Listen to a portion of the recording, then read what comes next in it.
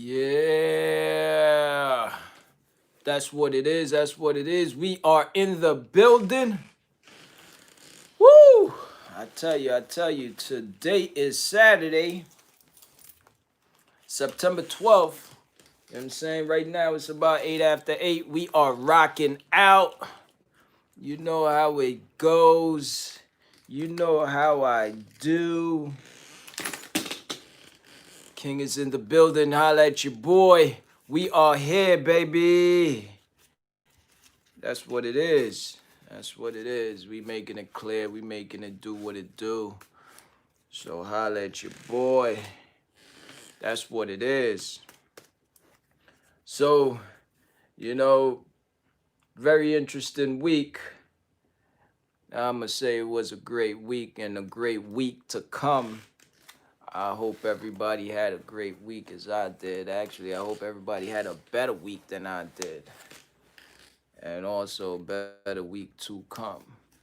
You know? So that's what it is. We are here, baby. We are here. Yeah. So yeah, we're gonna touch on a little current events. Get it going. Get it popping. Yep. So yeah, that's what it is. We want to talk about it.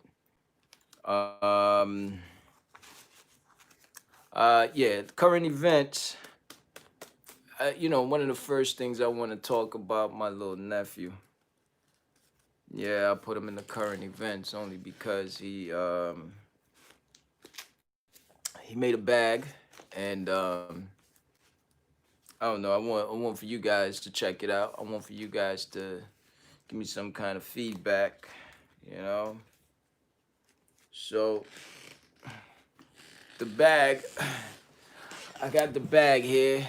You know, I asked him, hey, I say to Sean, make me a bag. You know, I need a bag, and it was like, all right, cool. We got your order.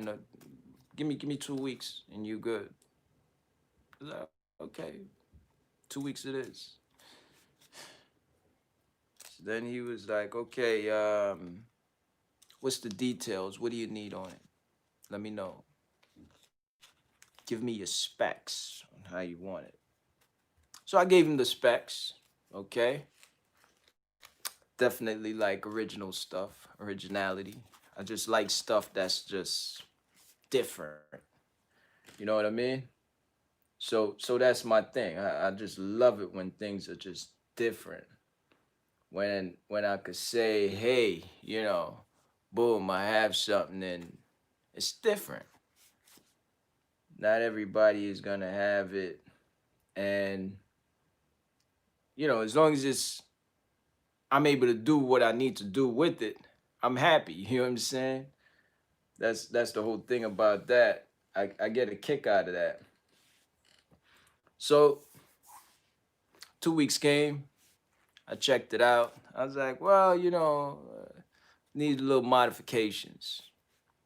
A couple of things he made some adjustments.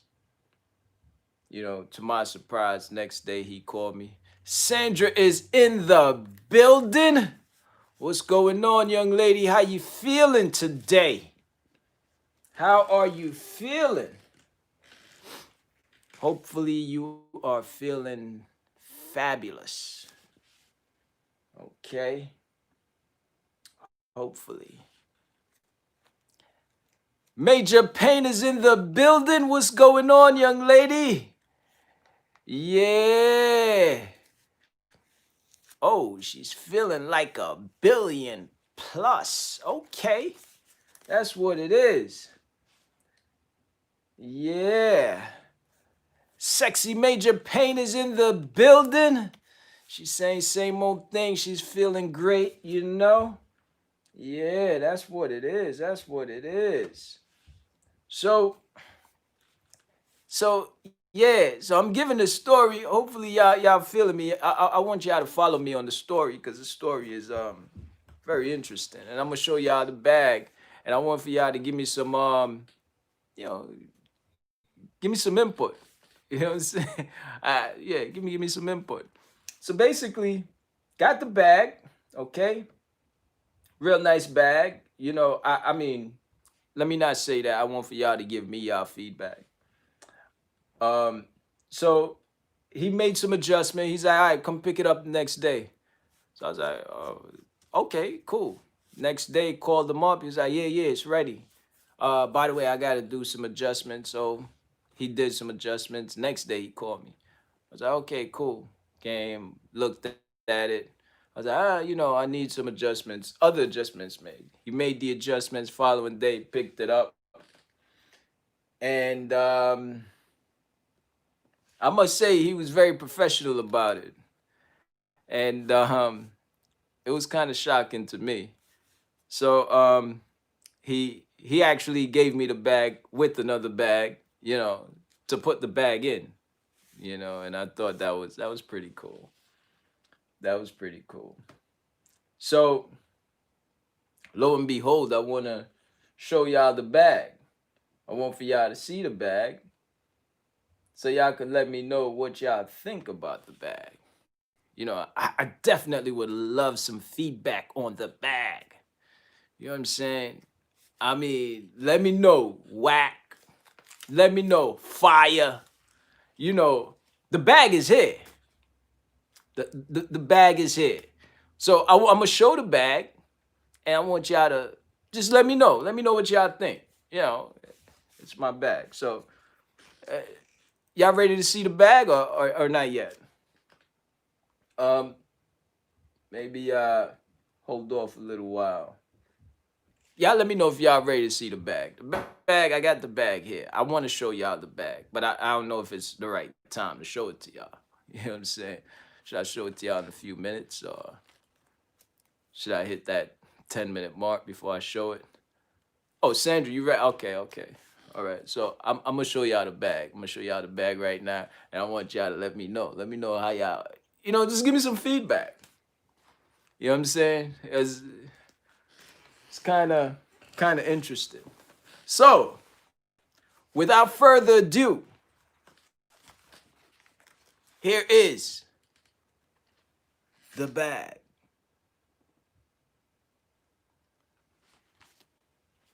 The bag.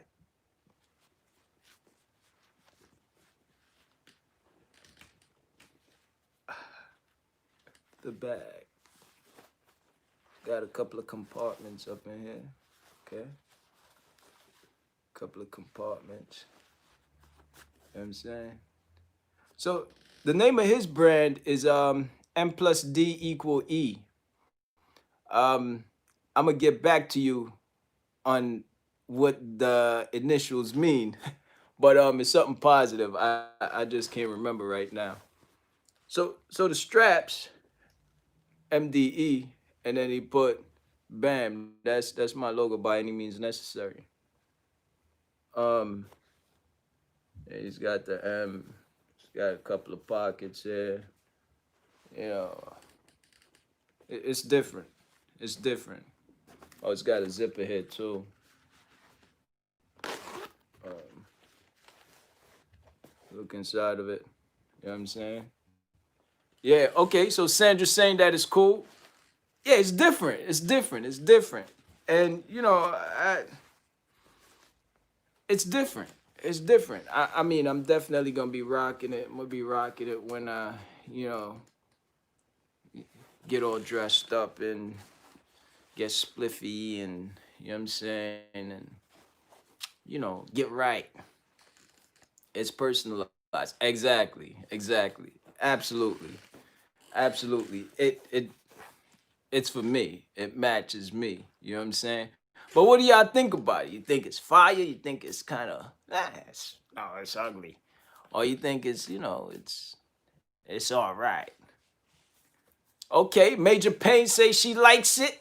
Yeah, that's what's up. That's what's up. Okay, that's what it is. That's what it is. Let me see. Let me see. Sandra say it's cool. Okay. Okay. Lowell is in the building. What's going on? All right. Lowell say uh he say that he okay, let me pull up back that comment. Okay, Lowell say it's nice. Okay, that's what it is. That's what it is. Thank y'all for y'all feedback. I'm gonna let them know. I mean, for me, I think I personally I just think it's fire. I think it's something that it's just different. It's different. And for me, that's what I like. You know, when you pull up in whatever ride you pull up in and you feel in a certain way and you step out with something that you love and something that makes you feel good. And then you have something that's so original that you know for a fact nobody is gonna have it. You know, whether it be walking into a meeting or whether it be walking into to go to dinner or whatever. When you know for a fact nobody has that, and it's something that's personalized, and it's a garment that you feel in. I'm telling you, it's just that next level thing. I'm feeling it. I'm feeling it. It's fire. Yeah, so I just had to put that out there. That's my current event right there. Big up to my nephew Tashawn. M plus D equal E. We gonna find out exactly what that stand for. And he represented, he made a bag that I have to say, you know, I could put a lot of things in it. You could put money in it. You could put books in it. You know, put a lot of things in it. So I mean, for me, I like it. So we got a real interesting topic today, and I guess it's a serious topic. Um, I kind of still want to have fun with it, but definitely a serious topic, and the topic obviously is about domestic violence, and number one, I want to know from women who've been involved in domestic violence, like what's their thoughts about that. You know, I want to see from their point of view, and also I want to know, like, you know, what is it that makes the female stick around? You know what I mean? Like, what is it with domestic violence? And let me not just say females because, oh, okay. So Major Payne is saying that fear is what makes them stick around. Okay.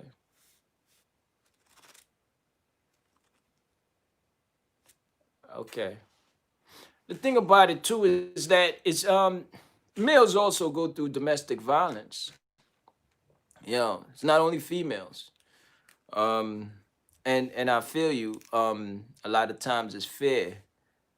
I've heard that love is what keeps them into the relationship. They feel as if they're so in love, and it's a little tricky. And that's the reason why I kind of want to hear from someone who's been involved in that and really want to talk about it, because I think that some people who've been in that kind of relationship really don't want to talk about it, or maybe they're afraid to talk about it, or maybe they're just so hurt from it that they, you know, it's something that, you know, they just don't want to visit anymore. Okay, so Sandra is Sandra made a comment. Let's see her report, what she got on it. Okay, so survivors of domestic violence will tell you that they always hope for change that never came. Wow. So I guess that's the reason why they stay. because they keep the hope alive, right? They feel as if change is gonna happen, change is gonna take place, or this was just a fluke, a one-time thing, or this will stop, right?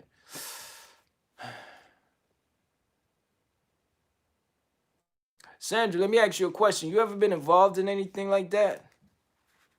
And if you decline to answer, I totally understand. Totally understood. Um, when it comes down to domestic violence, actually, I'm gonna give y'all the number if somebody really want to talk to me about it, cause I'm very, very interested to know about that. Okay. Um, domestic violence. Anybody want to talk to me about it? The number is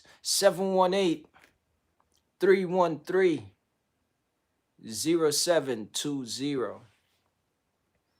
Number again is 718-313-0720.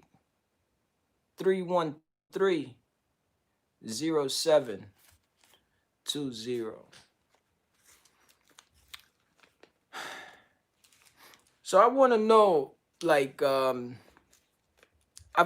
I've never been in an abusive relationship, meaning that I've never really been abused um, by a female, and I want to know, like what I just want to know, like, while someone, okay, let's see who we got here on the hotline. Yeah.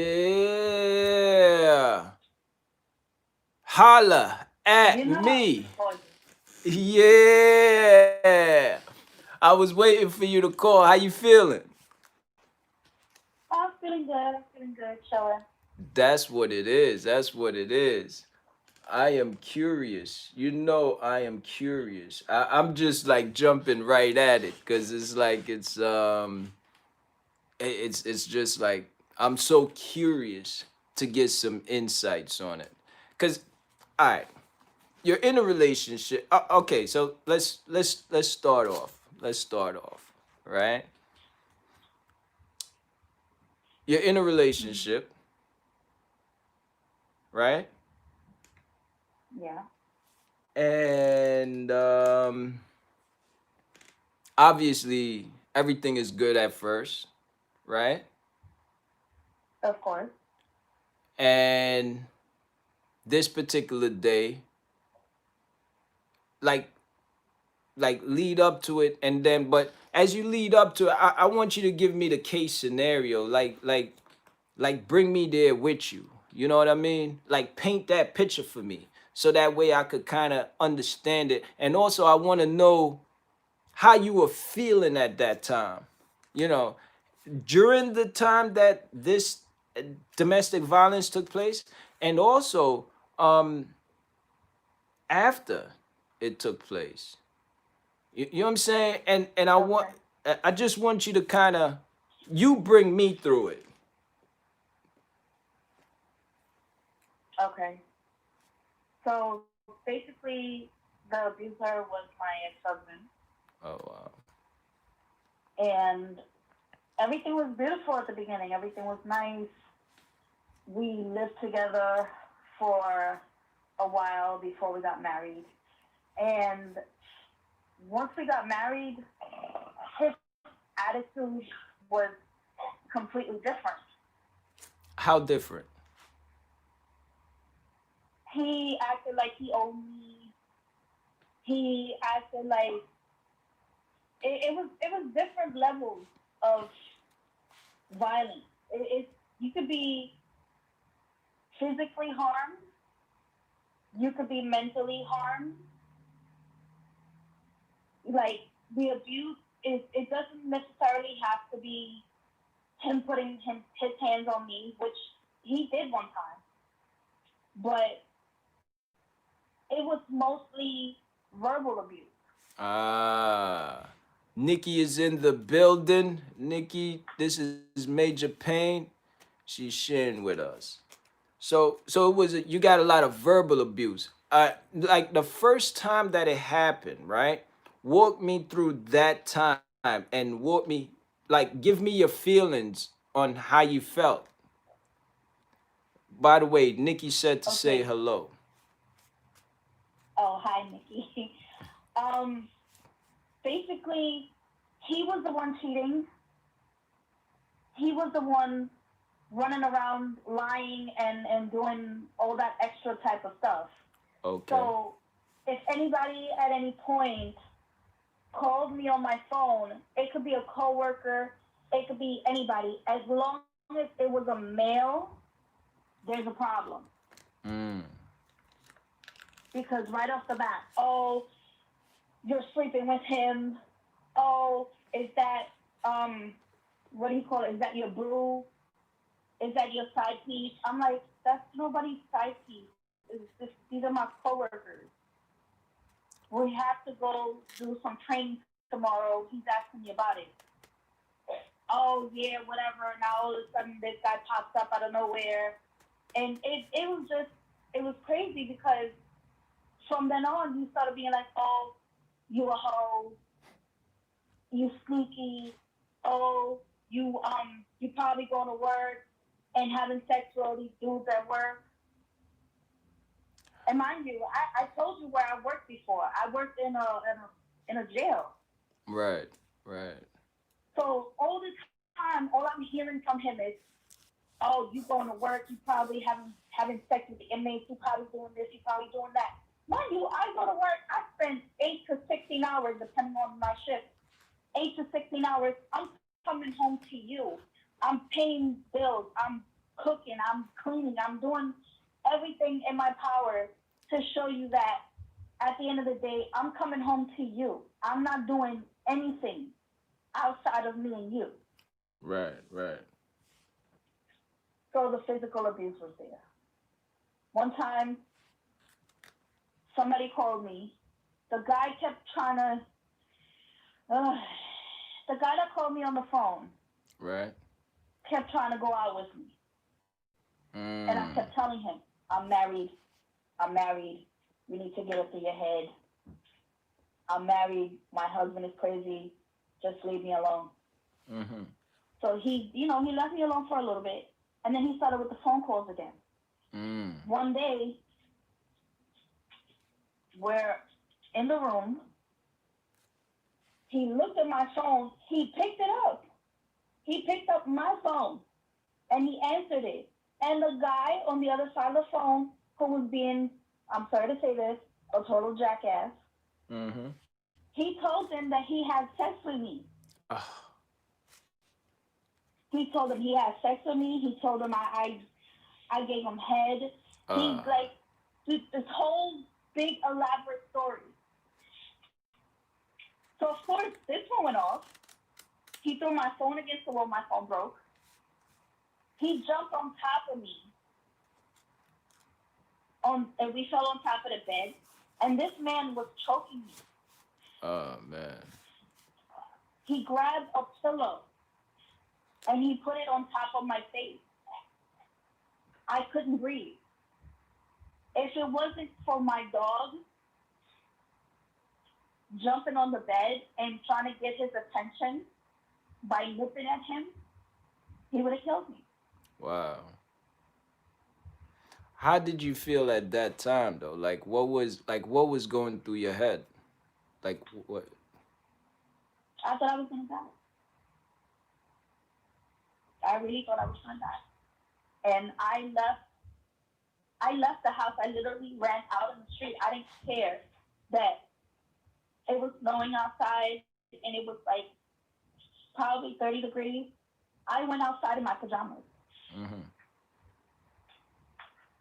I ran outside and I ran towards the payphone.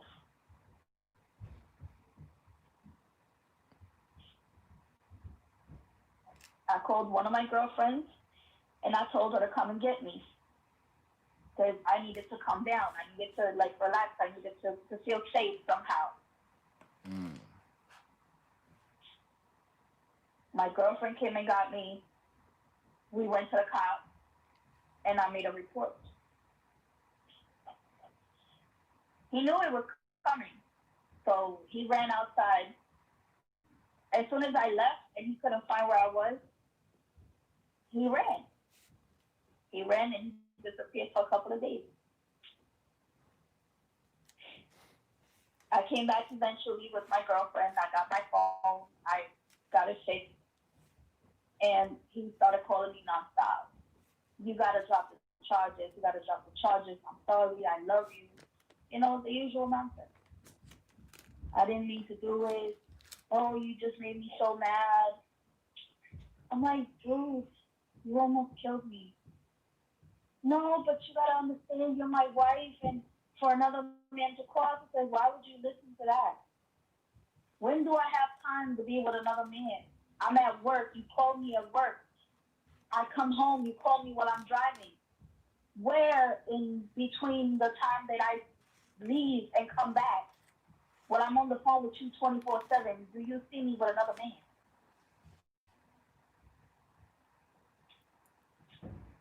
So so what was But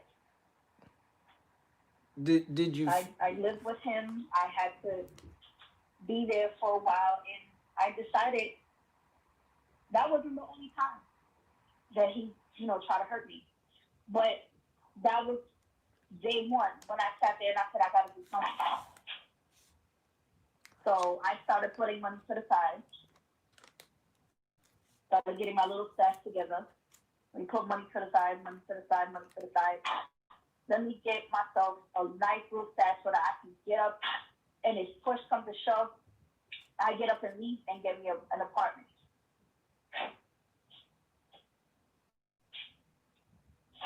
And eventually, with everything that kept happening, I did. wow. For you to have your girlfriend, your side piece, so called, come to my house to try to knock the door down so she can fight me, what that gets, I don't know what that gets her, like a prize or a trophy or what. Like she could say, oh, I beat up his wife. I don't know. But I was just in a very bad place. I was being told, the one thing that hurt me, Yeah. the one thing that really hurt me that came out of his mouth was we've been together for all these years and not once did you get pregnant. The reason why you ain't getting pregnant is because you've been having sex with all these dudes left and right. So you're burnt. And I don't want no burnt bitch. And I don't want a person who's not going to give me children because you're not useful. So he pretty much, Wow. that destroyed me. Literally. That destroyed me. Wow. Yeah, that I guess Because not that only are you attacking me physically, you are attacking me mentally and emotionally as a woman by telling me I was a piece of garbage because I couldn't give a shit.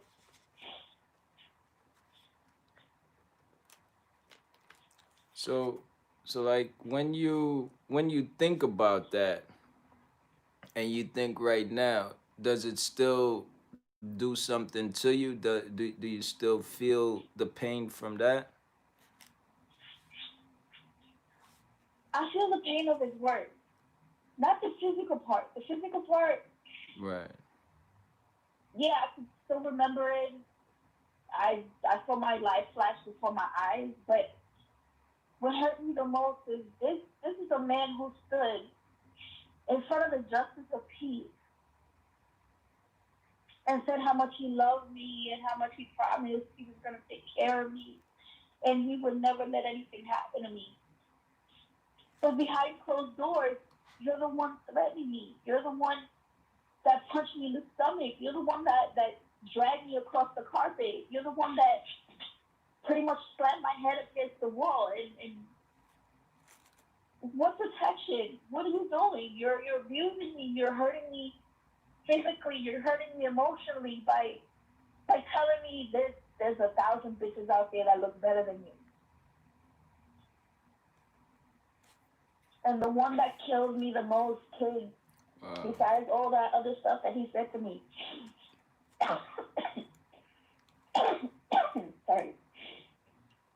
stood in front of his mother and he started arguing with me. So when I asked him one time, why is it that you're always leaving me at the house by myself and you're running to chase behind your girlfriend? Why is it that I lay in my bed alone, in our bed alone? And you know what he had the nerve to say in front of his mother? He said, I don't sleep with you because you don't turn me on at all.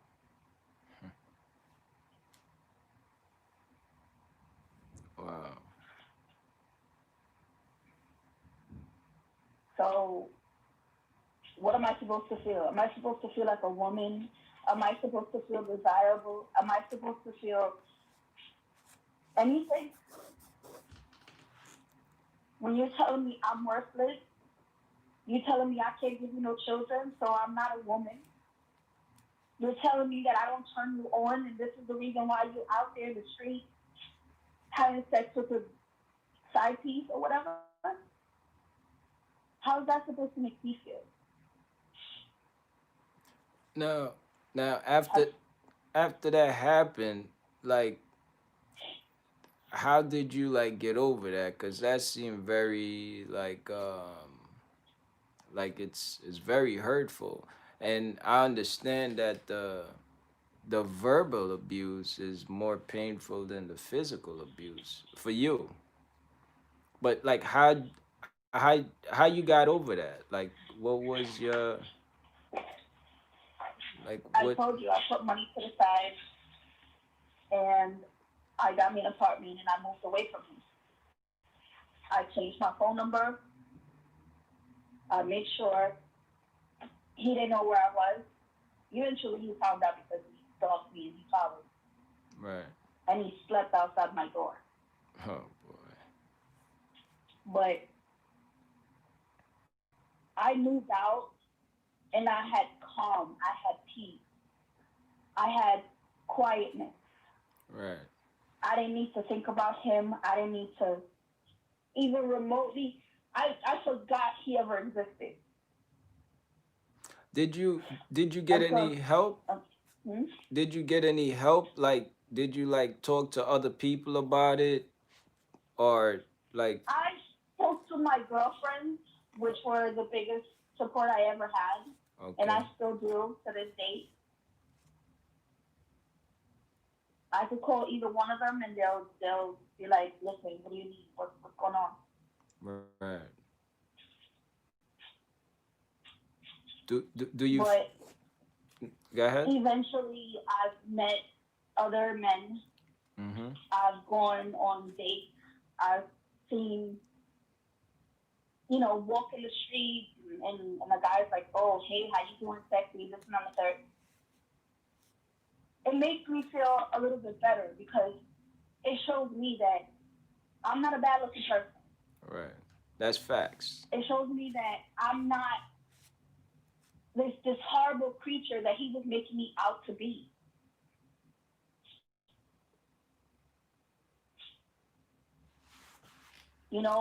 Before I met him and before I went through all of that, I had such a sweet disposition. I had such a sweet attitude.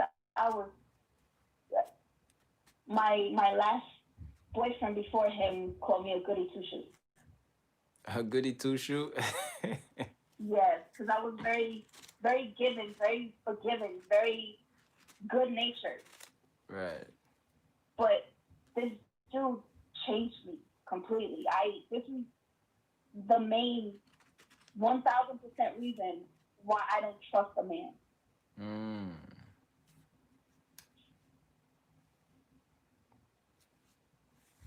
So Yeah, he was there. He saved me from getting shot at when we got held up at gunpoint. But emotionally, I don't trust him. right, got you.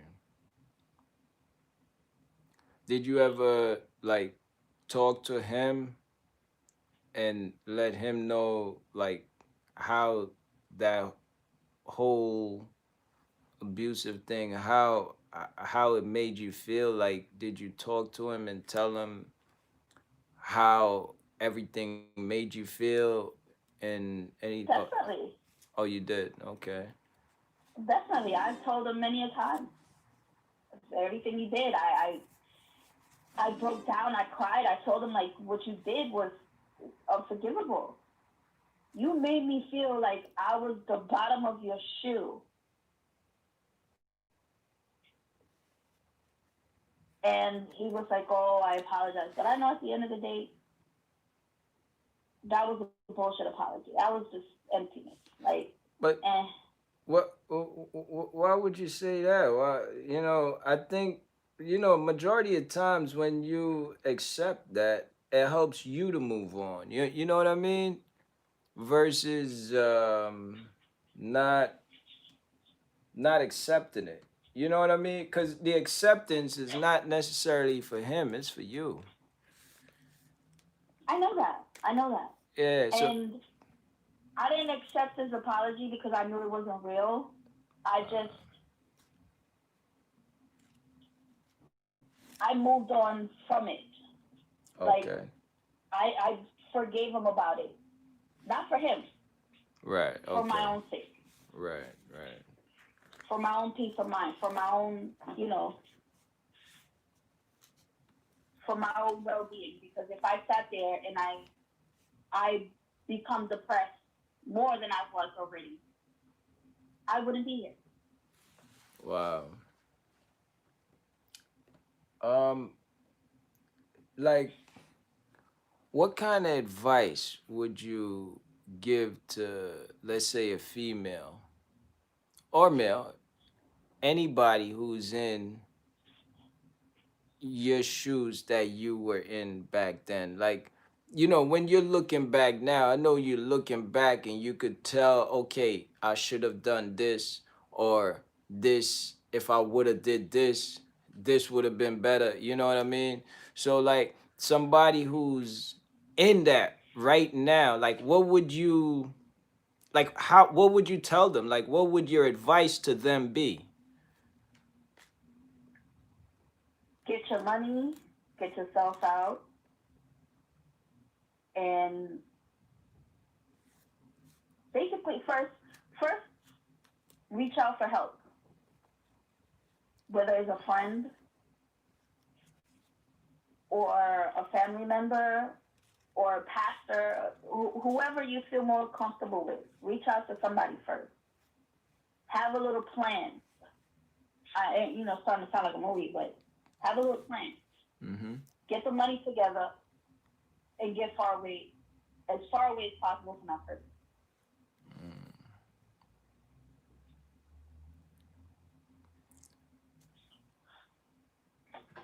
So would you even recommend versus, because like if they're in in a situation like that and they have to save x amount of money, it might take them a while and other things might happen. Is it best for them to maybe go to their friend or go to their family just to get out? Like, you. If they can go to your family, if you can't do nothing, I didn't do it because I didn't want to go through that while I was, you know, working and I didn't know what was gonna happen to me. But there's always a domestic violence shelter. There's always the domestic violence hotline. Mm-hmm. The police is not playing with these people no more. They're serious about domestic violence. So if you're in a situation like that and you think, oh, nobody's gonna help me, oh, I'm gonna be stuck in the street. No, you're not gonna be stuck in the street. There's shelters. The cops will help you. Believe me. But I think that Reach you out. I think that you were the one that even said that one of the reasons why they stick around is because of fear. Now, what would you say if they have the fear of this particular person or this significant other, put the fear in their heart, so now they're scared and they feel they call the cops, they lock him up. When he get out, it might be problems. Like like how do That's you? that's the main reason why I stood there and I put my money to the side. That's the main reason. I try to keep the peace. I try to keep it as low key. I did stupidly drop the charges on him Oh, so you because he did begged, drop. he pleaded, he cried, and the whole Okay. 9 yards. He hugged me. He, he showed me his concern in the whole night when this whole thing was happening. So I fell back and I was like, okay, let me make him think that I'm forgiving him. Let me make him think that I'm okay with this. Let me make him think everything is hunky dory and everything is coming along. But meanwhile, I'm taking my money, putting it in on the side. I'm making plans with my friends. I told my girlfriend, listen, I'm gonna give you this person's number. Go and check out some apartments. See if you can help me out. And my girlfriend did it. She went to the real estate. She met up with the person. She told him what was going on. And the Hmm. guy was helping her look for an apartment for me.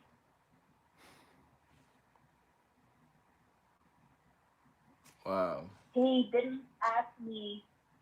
He didn't ask me for a full deposit. He asked me for half of it.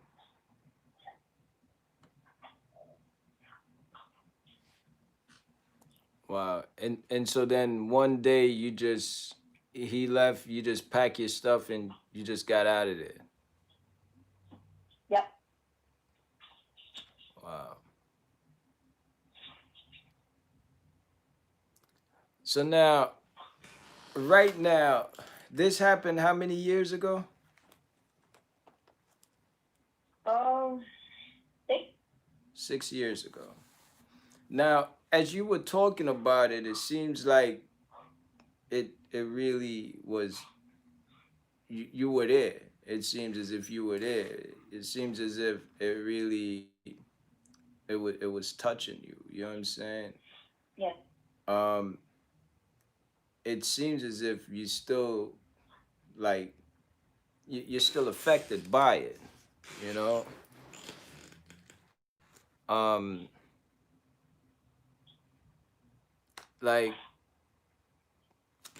you. I know you said the mental part was more hurtful than the physical, but obviously both of them is hurtful to you. Um, like, do you think that that will affect you moving on in your upcoming relationships? It's gonna it's gonna make me question a lot of things. It's gonna make me be more alert. It's gonna make me, how should I put it? I'm not gonna be like I mentioned before on the last show. Yeah. I don't trust a man fully anymore. You could talk to me. You could tell me, oh, I'm the Prince of Arabia, and I'll give you this, and I'll show you that, and I lay it all out for you, and I love you to the end of the earth, and I'm sitting there like, right, So what is it? You got to see actions, or it's just time that you think, or you'll never, regardless of you in a relationship with the dude and whatever. It could be years upon years. You're just not going to break down that barrier, or is it just with time you break it down and you think you'll. well, I always told my ex-husband one thing: don't talk about it, be about There you go. There you go. it. You're gonna tell me, oh, I'm gonna do this for you, and I'm gonna help you, and I'm gonna do this, I'm gonna do that, and you're sitting there like, okay, what happened to all of that? Nothing. Right. Forget it. Right. Next. No, you gotta show me what you're about. I'm not talking about money. You don't have to throw money at me for me to like you. You don't have to spoil me. I'm not a gold digger. I want your emotion. I want your affection. I want your heart. The way you're supposed to treat a person,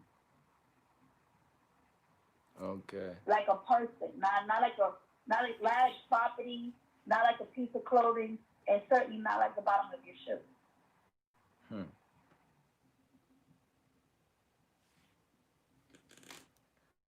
So I think that with some guys, they rather, like it's easier to buy gifts or to take a woman out, to bring them here, there, wine and dine them.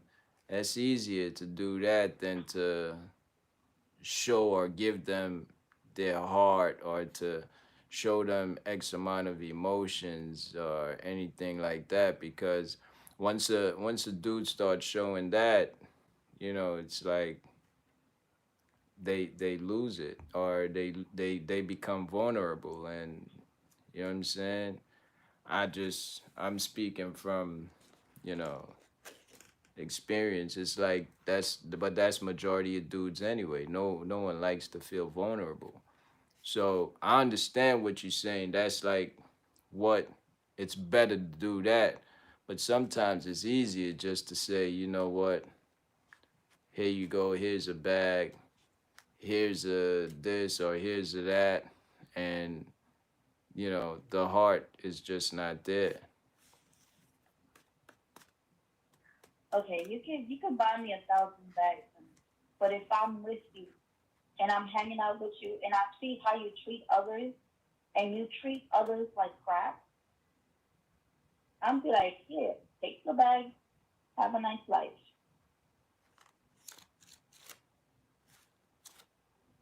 Yeah. You could tell somebody how they treat others, how they treat animals, and the best way you would know how a man is with you is how they treat their mother. Mm. Because if you have absolutely no respect for your own mother, the person that popped you out, you have no respect for women, period. Okay. That sound like facts right there. I mean, I think that makes sense. That definitely makes sense.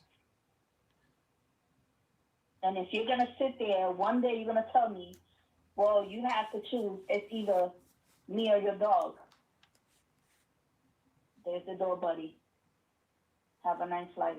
Okay, so right now you have dogs, and your dog definitely, you're not giving up your dog for no guy. Never, Never. never. Okay. I respect it. What's the name of your dogs, by the way? The female is Princess, and the boy is Nice. Nyce. Nice. Nice. I like that. Nice. That's a nice name. Princess is cool too, but nice is like that's original. That's original. You named the dog. You named them. Yeah. Nice. Well, yeah, meaning nice. I like that. That's cool. That's cool. Wow. Let me tell you, I want to thank you for sharing though. My God, that kind of had me at the edge of this chair right here. Um, that was very touching right there. Thank you for sharing. Um, No. uh, Nikki said that she where did she say it? She say that it's gonna take a while to for the pain to go away. Oh Right? yeah, I know. Yeah, yeah. I think she been through a couple of things too. Um, oh, she said also she agreed with the mother part. No, she disagreed. She disagreed. Yeah, she disagreed with the mother part. Yeah. So I don't know. Maybe Nikki, let me know why you disagree. For me, that sounds, sounds If pretty you want, accurate. you could get her on the phone. She could speak. I told mine for it. Yeah, yeah. So yeah, Nikki, holla at me 718-313-0720. Nice. So I'm gonna get off the phone now, honey. All right. Listen, thank you so Yes. much. I appreciate you sharing. And I'm You're gonna welcome. tell you, I don't know. We got to keep talking on this because I want this to alleviate from you. I want it to get away from you. I want it to like you forget about it. You know what I'm saying? Sandra Yeah. also say thanks for sharing. You know, wow. That's all I could say is wow. Your strength, you strong. And by the way, you beautiful. Okay. Thank you. So thanks for calling. I'm gonna talk to you soon, all right? You're welcome. All right then. All right. Thank you. Wow. Oh man. The number is 718-313-0720. That was, yeah man, that was deep. That was deep. That was deep. That was deep. And it's crazy because you see it on the movie or something like that.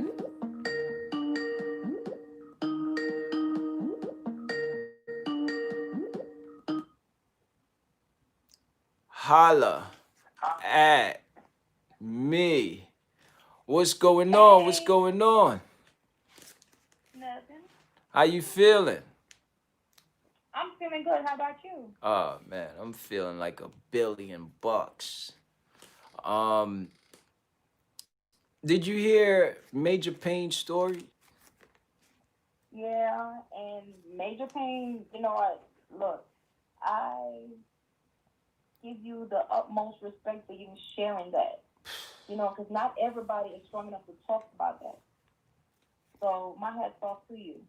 Facts, facts. Hats off to her, one hundred Now, percent. I didn't agree with the part where she said about you can tell how a guy's gonna treat you by the way he treated his mother. Right. No, Okay. because both my cousins they were great to their mom, like perfect, the perfect son to their mom, and Okay. they were shitty husbands Mm. Shitty in what way? in every possible way you could think of. They both of them were abusive. They're cheaters. They're liars, and they're just shitty husbands. Wow. And it They has nothing to do with the way they were raised because both of them came from like decent families. So I think it's I don't know. It's just I guess once they join the military, they start thinking differently. I guess. so both of them were military men. Yes. Okay. I think with military guys, they're very kind of strict, right? Or you know, I wouldn't say strict. I mean, they have certain standards, but it's not. They're not that strict. okay. All right. So walk me down the line. Um, paint a picture. Paint a picture. I mean, I don't know if only if you want to, because I know it might be real painful for you to go back down that lane.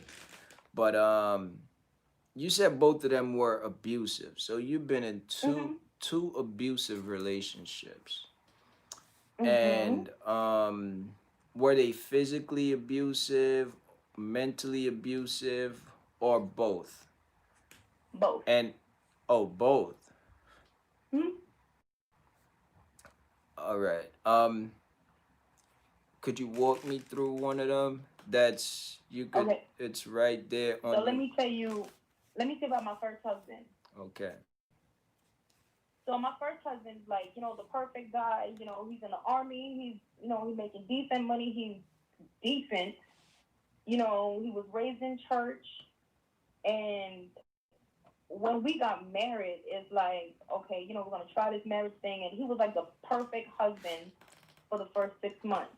All right. What do And you then call? after that, I'm sorry to interrupt you, but it's kind of I'm curious to know because you said the perfect husband. Like, what is the perfect husband to you? Obviously, like, what do you call the okay, perfect husband? so of course we both work long hours. So, whoever got home first would make dinner, and he would always home before me. So, dinner was made, my bath water was ran, like, I come home to little notes on the table, how he felt about me and how he missed me, and, just little stuff like that. Oh, that's like movie stuff. That you know that ain't real, huh? No, but see, I never had that before until he started doing it. Then I'm like, okay, shoot, well, I got me the perfect husband. Ah, okay. So one day, you know, I gotta one day try out that, of the by the blue, way. because I've always like sushi, like, and You breaking up a little and bit. You breaking up a little and you, bit. hello. Yeah, yeah. I don't want to miss the story. You breaking up a little bit. Just back up some because you like cut right out. Okay, can you hear me now? Yeah, yeah. That's perfect right there. Okay, so we went to the restaurant, and the waiter that was waiting on us is somebody that I knew because I had helped him in the week with his car. Okay. Because I worked at Adrian Advance in Auto, the so I helped him building. with his battery and whatever. And he was like, you know what, I appreciate you for helping me and whatever. And my husband looking at me like, what the hell y'all got going on? And when the guy walked to him, like, that was one of my customer from, in the week, and I helped him, whatever. And then out of nowhere, my husband picked up the sushi boat. It's a big old plate filled with raw fish, and he just dumped it over my head in the restaurant. And I was just sitting there looking like, man, like this dude, like, man, he gotta be tripping. Like, okay. So I went outside in the truck, and he followed me in the truck, and he just started punching me in the face and telling me, "Oh, I bet you was fucking this dude, and I bet you was doing this." And first of all, I don't even know the guy's name. I just helped somebody, and that's all that was. And I couldn't go to work for like a good 2 weeks because if you know me, I'm high yellow, and my face was black and blue. Everything was just wrong with my face, and I couldn't tell anybody what I was going through. So I stayed home, lied to my family, like, hey, I'm just sick, I'm not feeling well. Back then, you didn't have FaceTime, thank God, so nobody could have FaceTimed you. And I forgave him. This is how an abuser reeled their victim back in. They come in, they start crying and they start, preaching to you, start quoting scriptures and whatever. And then I fell for it. So I'm like, you know what? I'm gonna forgive him, and we're gonna move on. And I did that, and it went on for a good while. And I took it, and I keep forgiving him because every time he would hit me, and he leaves, and he would come home, he would bring me flowers. He would buy me whatever I want. He would buy it for me. So I'm like, he's sitting here putting his hands on me, but shoot, he loves me because damn, he's taking care of me, so I'm good. But the last So straw for me with that marriage was when I found out that I was pregnant, and everybody was happy, and it was a good moment. And I came home from work one day, and I really wasn't feeling well, and he was like, let's have sex. And I'm like, no, no, I'm not in the mood for that. Because, I mean, females go through hormone and mood swing and all that stupid stuff when they're pregnant. What it was my, so we're dealing with all that hormonal crap and whatever. And I Yeah. remember he picked me up because I told him no. And he just picked me up and he just threw me, like, pretty much picked me up and body slammed me. And when I woke up, I was naked and I had to go to the hospital. So after I went to the hospital, they told me that they couldn't find my baby's heartbeat. So that's when I was gonna kill him. Like there was no question asked. Like he was gonna be dead, and that was the last straw for me in that marriage. And he cried and told me he was sorry and he wants me back and all of this stuff. But I just couldn't forgive him at that point. I couldn't forgive him, and that was it for that one. Wow. Yeah. So wait, do when you were like at the time that you were being abused, like how like what was going through your mind at that time? Like he's hitting you and you covering up, or like what are you thinking at that time? Like Um, I don't I don't know because you know what? I really don't know.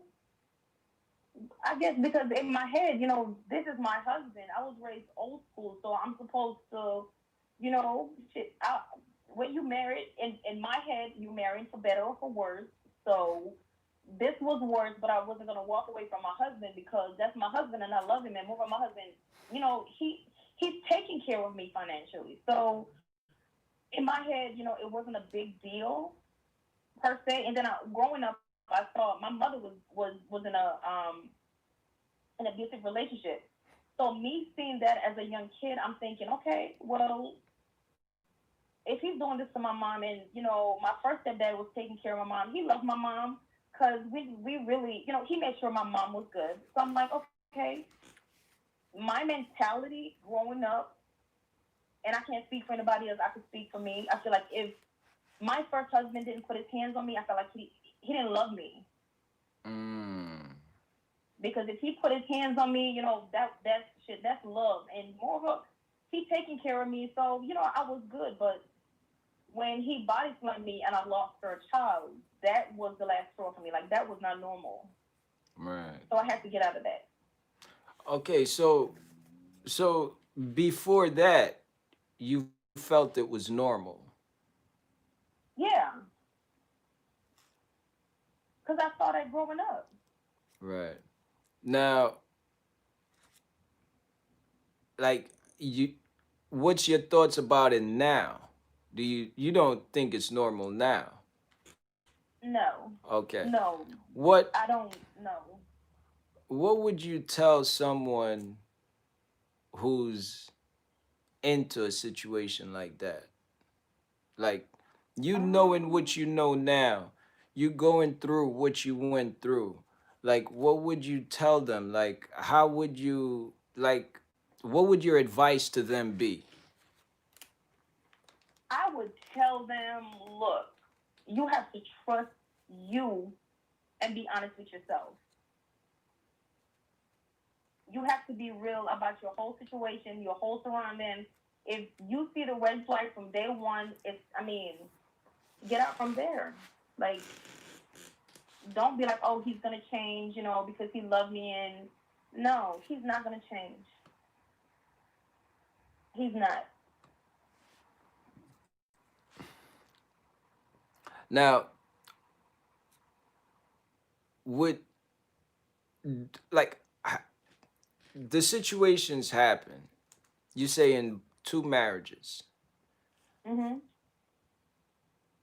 Will it happen again? You say when it happened again? Will it happen again? If I decide to date again and somebody put their hands on me, Yeah. No, Would you never. tolerate? It's not gonna happen again. Okay. I refuse to date someone who even raised their voice at me. Like it's not gonna happen. It's not. It's not. So right now you have the mentality that you're not gonna go through that at all. So At what all. would you tell people out there that how do they not go through that? You know what I'm saying? Like how do they see the red flags and just exit? Or how do they not go through that? Do they have to get a license to carry? What's like what's your Well, the license to carry that was my choice because in my second marriage, my second husband was very. It's more so verbal than physical. So by him tearing me down on a daily man on a daily basis, it's just like you know I'm gonna have to get up and be strong for me and be strong for my son. So I can't let my son see me be no kind of weak ass type of female. My son look at me as super mom. So that's what's up. yeah, he's not gonna see me break. Any female that's gonna go into a relationship, like a solid relationship, I would tell them, you know what, make sure you have your shit together because them dudes, oh my god, they would tell you they're gonna give you the world. They even gonna show you the map of the world and tell you, it is yours. Don't believe them. If you can take care of you and love you and trust you and be confident in who you are, man, ain't no man gonna put their hands on you. So you gonna kill him. So whoa, whoa, whoa, Or you whoa. gonna see the I'm playing. Okay, all right, cause I don't want you I'm playing. like easy, but Well, I did shut up my second husband. I did. But I had all right to defend myself and I told the police I'm defending me because this dude punched me in my face for for no reason. So I feel like,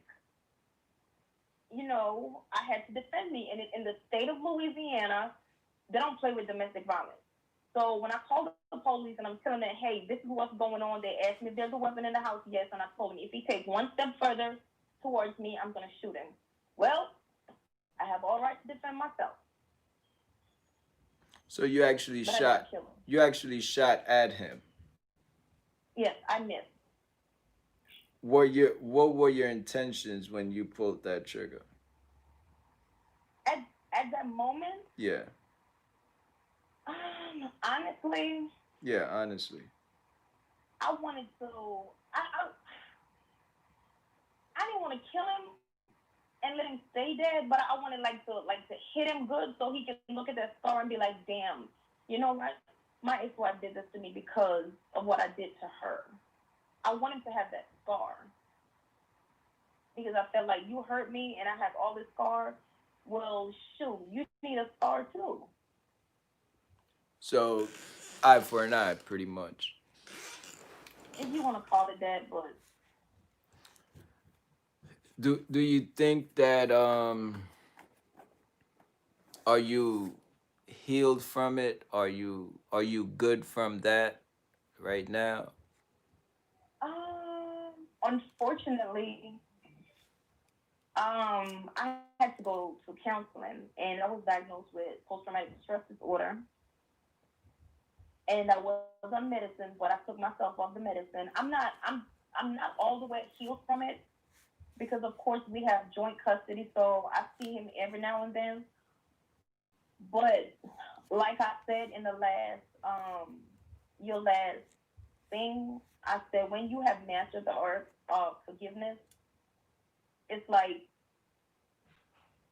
you don't even have to deal with that part of you anymore. You just, it's not like you're putting it on the back burner, but you pretty much trying to be like, you know what, I'm gonna heal from this. I forgave you. Now you're gonna have to deal with what you've done to me. Got you. So it's a situation like that. Do But I don't think I want to date again. Oh, so in your case, you do not want to date another man. Do you prefer females? Is that what it is? No, Oh, okay. no. I just want to enjoy life with my son because I don't want nobody to come in here and disrupt my peace because ain't no telling where that's gonna go. Well, okay, got you. I And I can't. I'm not saying all men are bad or all men are abusive or whatever because you do have females that are the abuser. You do absolutely, have that. absolutely. But I feel like where I'm at in my life right now, I feel like even growing up, every man in my life, every guy that has ever been in my life, including my father, people that you're supposed to look up to, they Yeah. have hurt me. So I don't I don't want to be hurt anymore. So it's not that I don't want to date again. It's like I'm scared to date again. Okay, okay. Well, at least you're honest. At least you're honest. You're saying that you're scared to date again, and you're scared. I mean, you have all right to be scared. It's understood. You know, I totally understand. Um, do you think that with a little more counseling, you might change your thoughts and all of that? Um, I'm still in counseling, so Oh, okay. it's a work in progress for me. Like where I'm at in my life right now, I'm good. Like Okay. I'm comfortable. So I mean, I can't I can't even picture a guy coming in my life at this point. Maybe next year, next 2 years, next 3 years, but right now I'm just not ready because I don't want to bring my brokenness into a new relationship and Got weigh you. him down with my baggage. So I rather take care of me first, so I can come to that person whole. Got you. Got you. Got you. Got you. So yeah, no, that's Rocky. Rocky is barking up a storm. I don't know what's going on with him. He's probably seeing something. I don't know.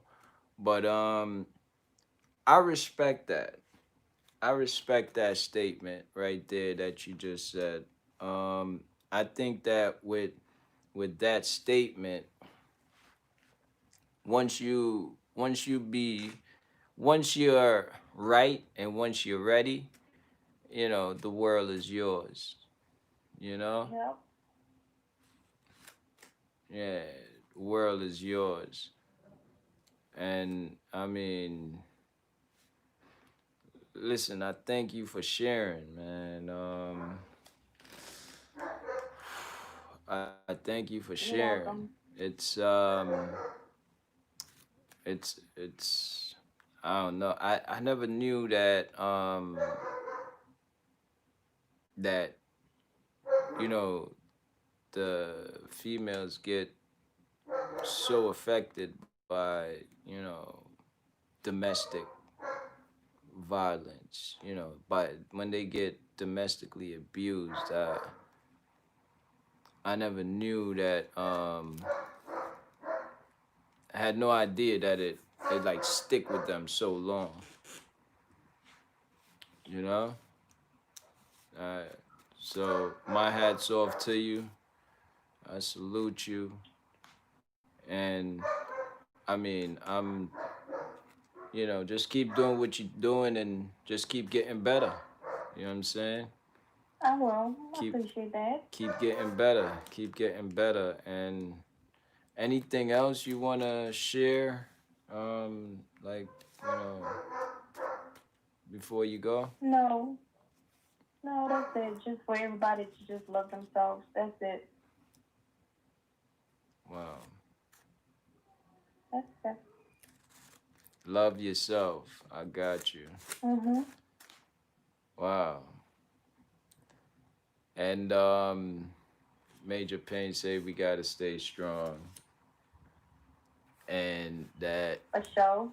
we gonna make it. Yeah, that's what she said. So listen, thanks for calling. I appreciate that. You know, And thank you for having me. yeah, absolutely, absolutely. All right. Yeah, thanks for calling. Thanks for calling. I'll talk to you soon. All right. Okay. All right. Bye bye. Yeah. Wow. Wow. Roshawn in the building. Okay, what's going on, Roshawn? Oh man. Adrian, yeah, that's Rocky. New dog. He's a German Shepherd. I'm gonna take him for a walk real quick. Yeah, definitely deep. Definitely, the conversation was very deep. Very deep, very real. Wow. That's all I could say is wow. Um, there you have it. I mean, listen, domestic violence. If you're in it, get out of it. If you are the abuser, stop abusing, seek counseling. Both sides need counseling. I guess insecurity. Okay. National Domestic Violence Hotline is out there. Um, uh, this is crazy. So my thing is, hearing this, it's got to be something that I don't know, Sandra. Maybe we gotta sit down and see what we could put together to, you know, do something, do something to be of assistance in regards to domestic violence, because I think it's a big issue. It's a big problem, and I think, well, not that I think, it actually stains people's lives. You know what I'm saying? It leaves a stain there. It's like something that's gotta change. It's gotta be get away. Okay, I figured that. Okay, good. So we're gonna get together and we're gonna get that out there, get that popping. Um, Domestic violence. We got to get rid of it. We got to make a change on that. And anybody who is involved or has been involved, stay strong. Hold your head. Keep doing your thing. Um, and listen, we gonna do something. We gonna create something. And whoever has been into that situation or is in that situation, there is help. I know it's easier said than done. It's easy to say, yeah, get out of it, run, run, just run. You know, it's easy to say that, but it's like, where you gonna run to? Who you gonna run to? So look, we gotta get something together. We gotta do something. So that's what it is, y'all. One of the things that Nikki said when she signed off was that, listen, you gotta you gotta you gotta love yourself. You know what I'm saying? So we gonna end it on that. Love is love. Love yourself first before you could love anybody. You know what I'm saying? Try to do that. Love yourself. So that's how I'm gonna sign out. Listen, everybody, thanks for joining in. Um, thank you both for sharing your story. Major Pain, Nikki, I appreciate y'all sharing y'all stories. You know,